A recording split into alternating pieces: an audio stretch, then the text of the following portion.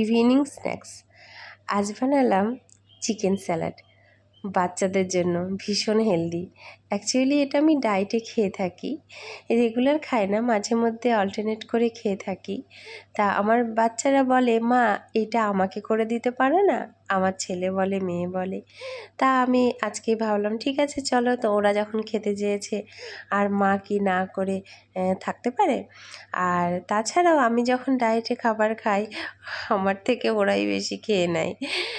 তা এটা আমি বানিয়ে দিলাম আজকে চিকেন স্যালাডটা।